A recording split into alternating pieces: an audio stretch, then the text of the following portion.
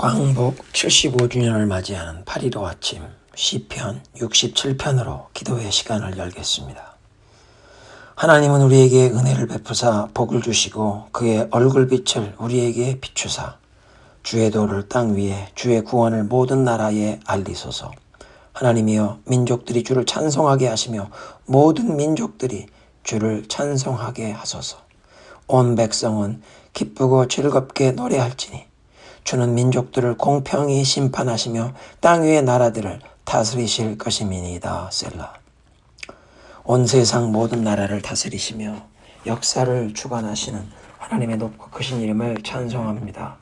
광복절을 맞이하며 75년 전 온 인류를 죽음과 큰 고통에 몰아넣었던 2차 세계대전이 종식되게 하시며 우리 민족이 일제의 그 혹독한 압제와 굴종에서 해방되도록 우리 민족에게 주님의 얼굴빛을 비추어 주신 것을 다시 한번 감사 찬송드립니다. 그러나 북녘 땅에 우리의 동포들은 아직도 자유와 평화를 누리지 못하고 무엇보다도 자유롭게 하나님을 예배할 수 없고 예수 그리스도의 그 복음을 자유롭게 들을 수도 없는 어두움 속에서 기밀성을 우상으로 숭배하는 그 포악한 체제에 억눌려 고통당하며 신음하고 있사오니 하늘의 하나님께서 우리 민족에게 자비와 긍휼을 베푸사 복음 통일의 길을 열어 주옵소서. 우리 온 민족이 자유롭게 예수 그리스도의 이름으로 하나님께 감사 찬양하며 열방 중에 그리스도의 복음을 증거하면서 예수님 다시 오실 길을 예비하는데 남북의 성도들이 함께 마음을 모아 동역하는 날이 속히 오게 하여 주옵소서. 오늘도 주님께 우리의 시선을 들며 하나님의 은혜를 우리 개인과 가정, 우리가 속한 믿음의 공동체와 우리가 살아가는 이 나라 이 땅에 부어 주시기를 기도합니다. 성령이여, 이 시간 우리의 영혼을 깨우치시고 주님의 음성을 듣게 하옵소서. 예수님의 이름으로 기도드립니다. 아멘. 오늘의 본문은 고린도전서 5장 1절부터 8절입니다. 너희 중에 심지어 음행이 있다 함을 들으니 그런 음행은 이방인 중에서도 없는 것이라 누가 그 아버지의 아내를 취하였다 하는도다. 그리하고도 너희가 오히려 교만하여져서 어찌하여 통하니 여기지 아니하고 그 일 행한 자를 너희 중에서 쫓아내지 아니하였느냐. 내가 실로 몸으로는 떠나 있으나 영으로는 함께 있어서 거기 있는 것 같이 이런 일 행한 자를 이미 판단하였노라.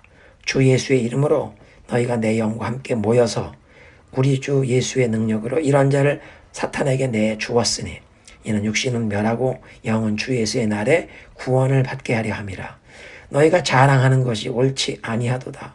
적은 누룩이 온 덩어리에 퍼지는 것을 알지 못하느냐. 너희는 누룩 없는 자인데 새 덩어리가 되기 위하여 묵은 누룩을 내버리라. 우리의 유월절 양 곧 그리스도께서 희생되셨느니라. 이러므로 우리가 명절을 지키되 묵은 누룩으로도 말고 악하고 악의에 찬 누룩으로도 말고 누룩이 없이 오직 순전함과 진실함의 덕으로 하자. 아멘. 고린도 교회의 분열의 문제를 다루신 사도 바울이 이제 두 번째로 고린도 교회 교인 중에 발생한 음행의 문제를 다루는 내용입니다. 오늘 본문의 내용을 보면 부도덕한 성적 타락이 공개적으로 자행되고 있는데 교회가 이것을 방관하고 묵인하고 있는 상황이어서 사도 바울이 책망을 하는 것입니다.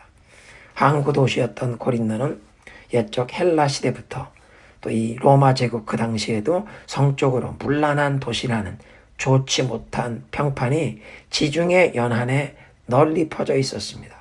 그런데 사도 바울이 5장 본문에서 지적하는 이 성적인 타락은 세상의 불신자들도 부도덕하게 여길 근친상간의 죄가 교인 중에 자행되고 있었던 것입니다. 어떤 자가 아버지의 아내를 취하였다는 말은 그 어떤 사람이 자기 계모와 동침을 했다. 어쩌면 그 계모와 지금 동거생활, 결혼하여 살고 있고 이것이 공개적으로 다 알려진 사실인데도 교회가 이런 부도덕한 행실에 대해서 아무런 책망이나 바로잡으려는 노력을 하지 않고 6절에 자랑을 하고 있다는 소식을 사도 바울이 보고받았다는 것입니다. 구약 성경을 보면 레위기 18장이나 신명기 22장에 하나님은 근친상간을 엄하게 금하십니다. 로마 제국의 법도 이 근친상간을 금지했고 이런 부도덕한 행실을 저지른 자는 로마 제국의 법은 외진 섬으로 유배를 시키는 형벌을 내렸습니다.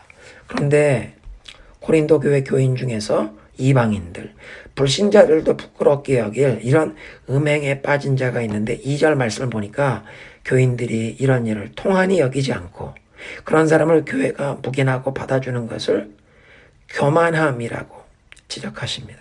구약 성경에 분명하게 밝히신 하나님의 법도뿐 아니라 이제 사도들을 통해서 복음을 받았는데 그 복음은 회개에 합당한 열매를 맺으라 거룩하고 경건한 삶을 요구하시는데 이런 하나님의 말씀에 순복하기보다 자기들의 생각을 따르는 교만하게 저들이 행동했다는 것입니다. 6절에 자랑했다는 말을 보면 아마 고린도 교인들이 이런 음행에 빠진 자를 교회가 묵인하고 받아주는 것이 자기들의 생각이 다른 사람들보다 넓고 개방적이라고 어떤 전통에 얽매이지 않고 자유로운 사람들이라고 교만하게 스스로를 생각하며 자랑했다는 것으로 그렇게 해석이 됩니다.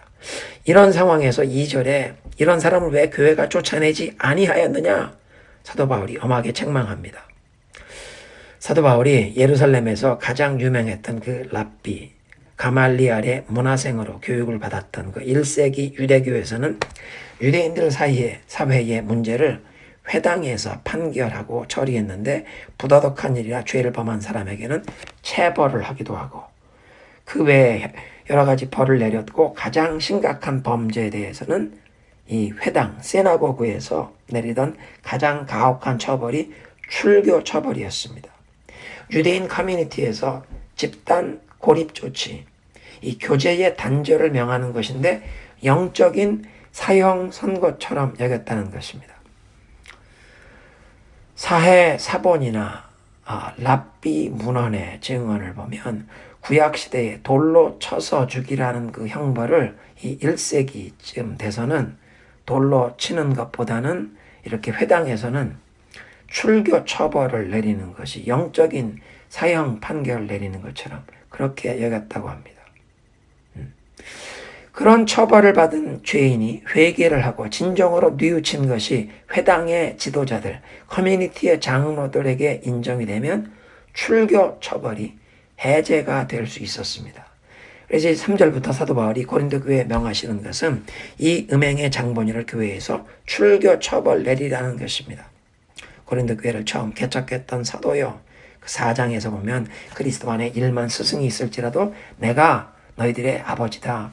그리스도 안에서 내가 너희를 낳은 영적인 아비라고 밝힐 정도로 그 고린도 교회를 향한 끊임없는 사랑과 관심으로 저들을 위해 눈물로 하나님 앞에 기도를 쉬지 않았던 이 사도 바울이 엄하게 이 교회에서 지금 묵인되고 있었던 방관하고 있었던 이 부도덕과 음행의 문제 해결을 위한 명령을 내립니다. 4절에 주 예수의 이름으로 즉 예수님의 그 높고 크신 절대적인 권위로 또 예수님의 이름에 합당한 영광 그분의 거룩한 목적에 부합하게 이제 고린도 교회가 모이는 자리에 사도 바울 자신도 영으로 함께한다. 즉 주님의 이름으로 이제 기도하면서 모일 때 사도 바울 자신도 그들의 기도에 한 마음 한 뜻으로 모은다. 영적인 일치로 이제 행하는 것임을 밝힙니다.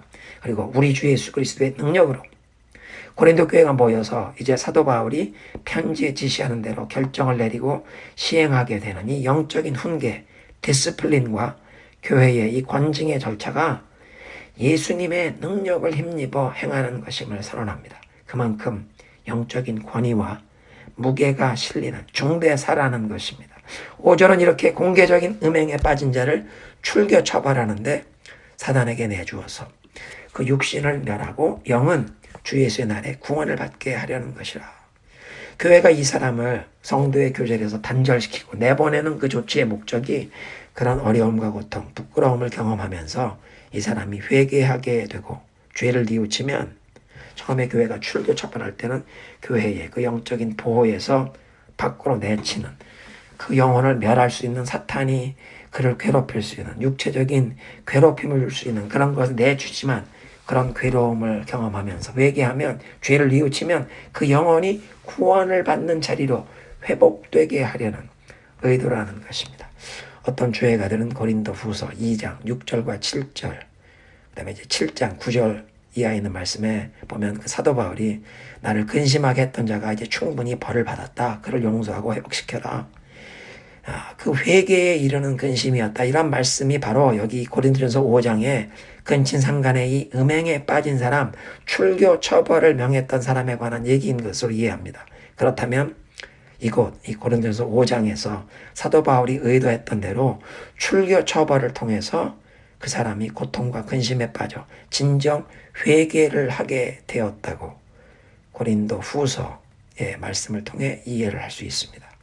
6절부터 9절은 고린도 교회가 음행을 교회에서 묵인 방관하지 말고 척결해야 하는 영적인 원리를 유월절, 무교절에 연관시켜 설명하십니다. 이스라엘 백성들이 그 애굽 왕 바로의 종노릇하다가 하나님의 구원의 손길로 출애굽을 하게 된 것을 기념하며 그 구원의 은총을 감사하는 절기였던 유월절에 어린 양을 잡아 먹고 그날부터 시작해서 7일 동안 누룩이 들어가지 않고 만든 빵을 먹는 무교절을 지냅니다. 보통 6월절이라고 부르지만 6월절은 하루이고 그 이후 7일간은 무교절인데 이걸 다 포함시키는 명절입니다. 그리고 이 6월절 명절을 준비하는 날 유대인들은 집안 구석구석에 있던 다 청소하고 특별히 누룩을 다 내다 버렸습니다.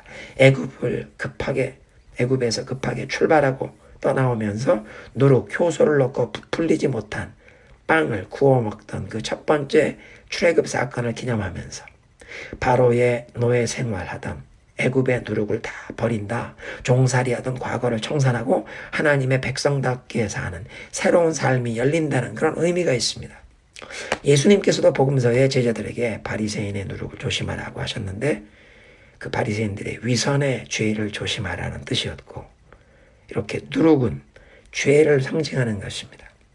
근데 누룩의 특징은 적은 조각이 반죽 온 덩이에 퍼져서 부풀어 오르게 하는 것인데 마찬가지로 고린도 교회가 이 부도덕, 음행의 죄를 묵인하고 방관하면 온 교회 공동체에 죄가 퍼져서 교회가 영적으로 오염되기 때문에 부도덕과 이 음행의 죄를 끊어내 버리라고 명하는 것입니다.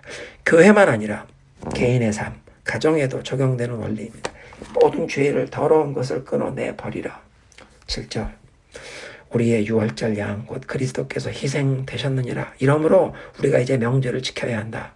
집안의 누룩을 다 내다버리고 무교병을 7일간 먹음의 명절을 지키듯 예수님께서 골고다 언덕에서 십자가의 순환을 당하신 이후에 교회는 무교절을 지키듯 죄의 누룩이 들어가지 않은 떡을 먹고 살아가야 한다. 이제부터 크리스천은 음행뿐만 아니라 모든 더럽게 하는 죄를 떨쳐버리고 묵은 누룩을 모조리 다 내다버리고 순전함과 진실함의 떡을 먹으며 명절을 지키듯 깨끗하고 거룩하게 살아가야 한다는 것입니다. 기도하겠습니다. 예수님께서 우리를 위한 하나님의 어린 양, 유월절 어린 양으로 십자가에 못 박혀 죽으심으로 우리가 더 이상 바로의 종노릇하지 않고 세상의 죄의 종노릇하지 않고 마귀의 종노릇하지 않고 하나님의 특별한 소유된 백성, 왕 같은 제사장으로 살아가는 길이 열리게 하시니 감사 찬송 드립니다. 묵은 누룩을 다 내버리듯 우리들의 삶에서도 모든 죄와 더러운 것을 다 떨쳐버리게 하시고 끊어내게 하옵소서. 예수님의 십자가의 보혈로 덮어주옵소서. 성령이여 오늘도 우리가 청산하고 끊어버릴 것을 보여주시고 깨우쳐 주시고 믿음으로 순종으로 나아갈 것을 또 보여주시고 깨우쳐 주시옵소서. 예수님의 이름으로 기도드립니다. 아멘.